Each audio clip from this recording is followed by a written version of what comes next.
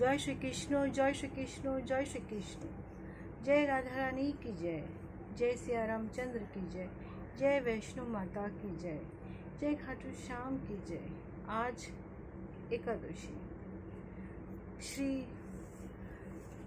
श्रीमद् भगवद गीता की जय, সেই নারায়ণের জয়, যার জন্য আমরা সকলে একাদশী করি। জয় শ্রী নারায়ণ জয়।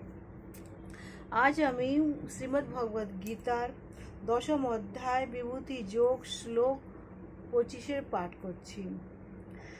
महर्षि नाम भृगुः अहम गिराम अस्मि एकम अक्षरम यज्ञनाम जप यज्ञः असीम स्थावर नामः हिमालय।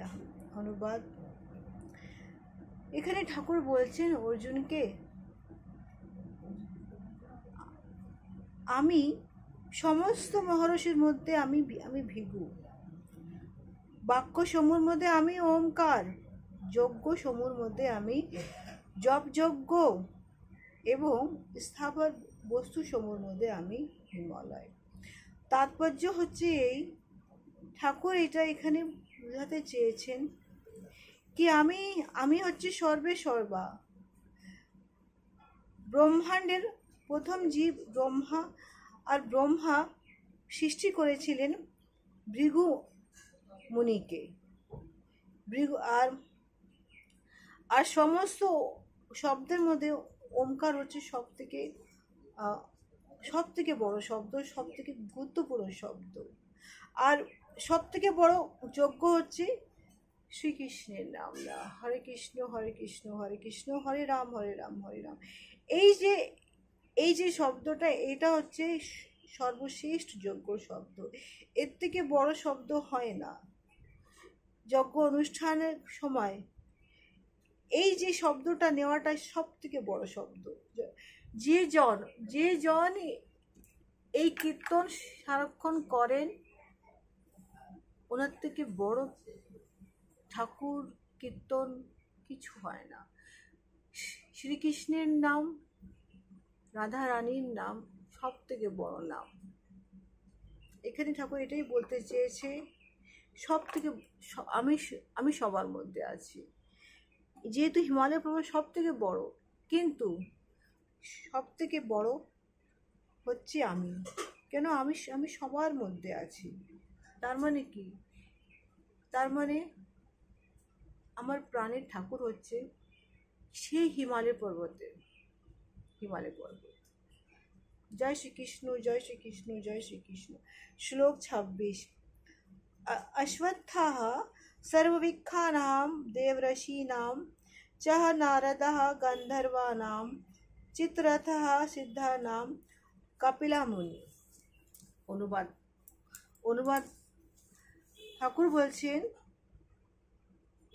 আমাদের সনাতন ধর্মের মধ্যে সব থেকে বড় বৃক্ষ কি? সব থেকে ইম্পর্টেন্ট বৃক্ষটা কি?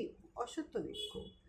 এখান থেকে আমাদের থেকে মানা হয় কি এই বৃক্ষে আমাদের 33 কোটি দেবতা বসবাস করে। আর এই 33 কোটি দেবতা থেকে সবচেয়ে বড় দেবতা কি? সেই আমার প্রাণের ঠাকুর শ্রীকৃষ্ণ। দেবর্ষির মধ্যে সব থেকে ইম্পর্টেন্স কে? নারদ। নারদকে ব্রহ্মার মানস পুত্র মনে করা হয়। তো নারদ সব থেকে বড় দেবতা। তাহলে শ্রীকৃষ্ণ বলছে আমি সেই। এখানে আরও বলছেন, গান্ধার্ব লোকের সমস্ত অধিবাসী সঙ্গীত বিদ্যায় পারদর্শী কে? চিত্ররথ। সেই চিত্ররথ হচ্ছে সর্বশ্রেষ্ঠ সৈতজ্ঞ।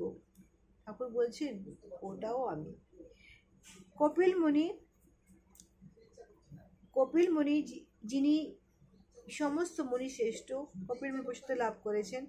ঠাকুর বলছেন আমি সেই। অর্থাৎ ঠাকুর বলছেন আমি সব জায়গায় আছি। আমাকে দেখো অর্জুন, আমি সব জায়গায় আছি। এই জন্য তুমি আমার চরণে চলে এসো। জয় শ্রীকৃষ্ণ, জয় শ্রীকৃষ্ণ, জয় শ্রীকৃষ্ণ। শ্লোক 27।